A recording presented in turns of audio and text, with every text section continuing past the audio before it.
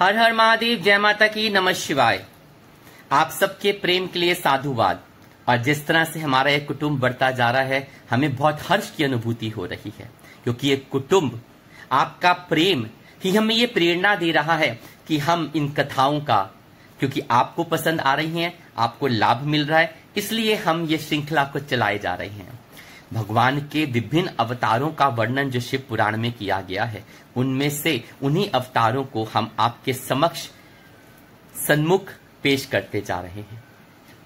और आज हम भगवान शिव के यतिनाथ और हंस अवतार नामक कथा का शतरुद्र संहिता में जो वर्णन है, उसको आपके समक्ष वर्णन करने जा रहे हैं। और आशा करते हैं कि आपको ये भी अत्यंत लाभकारी और महत्वपूर्ण जानकारी के साथ लाभदायक लगेंगी।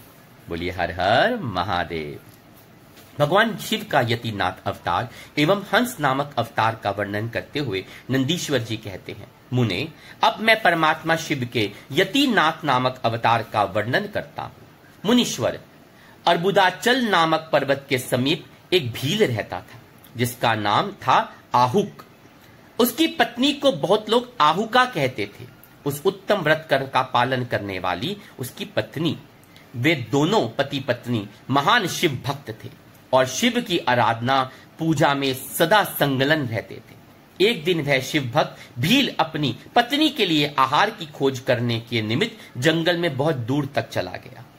उसी समय संध्या काल में भील की परीक्षा लेने के लिए भगवान शंकर सन्यासी का रूप धारण करके घर आए।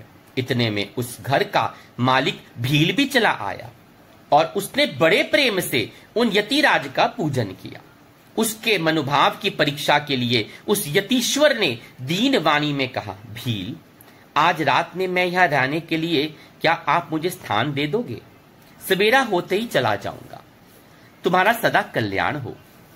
भील बोला, स्वामी जी, आप ठीक कहते हैं, तथापि मेरी बात सुनिए। मेरे घर में स्थान तो बहुत थोड़ा सा है, फिर उसमें आपका रहना कैसे हो सकेगा? भील की यह बात सुनकर स्वामी जी वहां से चले जाने के लिए उद्गत हो गए। तब भील ने कहा, प्राणनाथ, आप स्वामी जी को स्थान दे दीजिए। उसकी पत्नी बोली, घर आए हुए अतिथि को निराश ना लुटाइए, अन्यथा हमारे गृहस्थ धर्म के पालन में बाधा पहुंचेगी। अतिथि देवो भव। आप स्वामी जी की बात सुखपूर्वक घर के भीतर रहिए और मैं बड़े बड़े अस्त्र शस्त्र लेकर बाहर खड़ी रहूंगी। पत्नी की बात सुनकर भील ने सोचा, स्त्री को घर के बाहर निकालकर मैं भीतर कैसे रह सकता हूं? सन्यासी जी का अन्यत्र जाना भी मेरे लिए अधर्म कारक हो गया है। ये दोनों ही कार्य एक गृहस्थ के लिए सर्वथा अनुचित हैं, अतः मुझे ही घर के बाहर रहना चाहिए। जो होनहार होगी वह तो होकर ही रहेगी। यह सोचकर आग्रह करके उसने स्त्री को और सन्यासी जी को सानंद घर के भीतर रख दिया और स्वयं वह भील अपने आयुध पास रखकर घर के बाहर खड़ा हो गया। रात में जंगली क्रूर और हिंसक पशु उसे पीड़ा देने लगे। उसने भी यथाशक्ति उनसे बचने के लिए महान यत्न किया। इस प्रकार यत्न करता हुआ वह भील बलवान होकर भी प्रारब्ध प्रेरित हिंसक पशुओं द्वारा बलपूर्वक खा लिया गया। प्रातःकाल उठकर जब यति ने देखा कि हिंसक पशुओं ने वनवासी भील को खा डाला है, तब उन्हें बड़ा दुख हुआ। सन्यासी को दुखी देख भीलनी दुख से व्याकुल होने पर भी धैर्यपूर्वक उस दुख को दबाकर यूं बोली, स्वामी जी, आप दुखी किस लिए हो रहे हैं? इस भीलराज का तो इस समय कल्याण ही हुआ है। ये धन्य और कृतार्थ हो गए जो इन्हें ऐसी मृत्यु प्राप्त हुई। मैं चिता की आग में जलकर इनका अनुसरण करूंगी।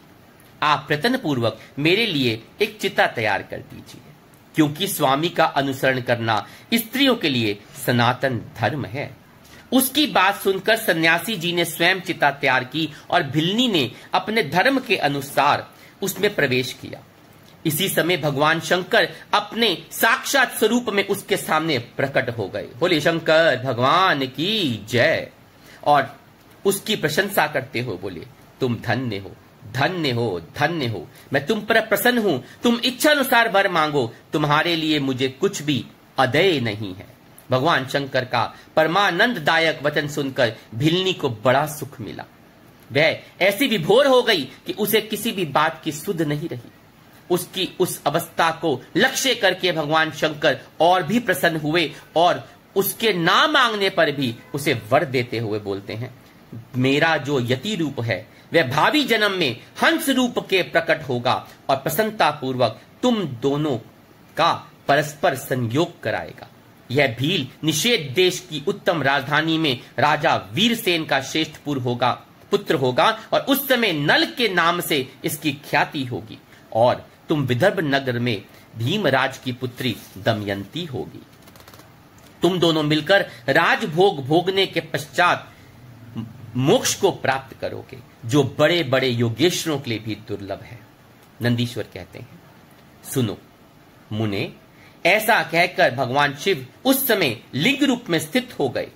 वह भील अपने धर्म से विचलित नहीं हुआ था, अतः उसी के नाम पर उस लिंग को अचलेश संज्ञा दी गई।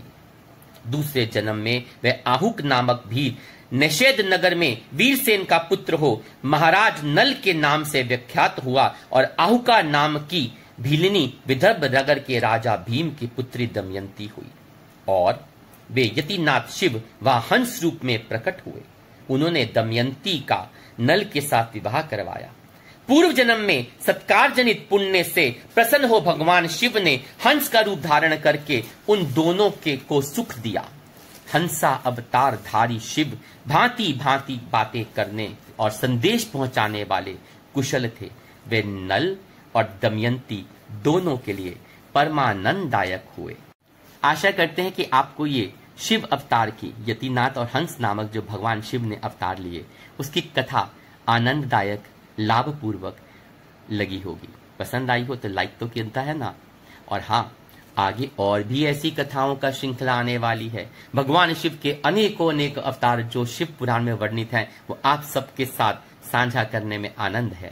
तो उनकी जानकारी के लिए सब्सक्राइब नहीं किया है ना तो बेल आइकन दबाइए और सब्सक्राइब कीजिए और कमेंट करना मत भूलिएगा, बहुत इंपॉर्टेंट होते हैं। परिवार का हिस्सा तो आप बनते ही जा रहे हैं। शेयर कीजिए अपने प्रियजनों के साथ ताकि वो भी इस कुटुंब का एक महत्वपूर्ण अंश बन सके और कहें हर हर महादेव शंभू।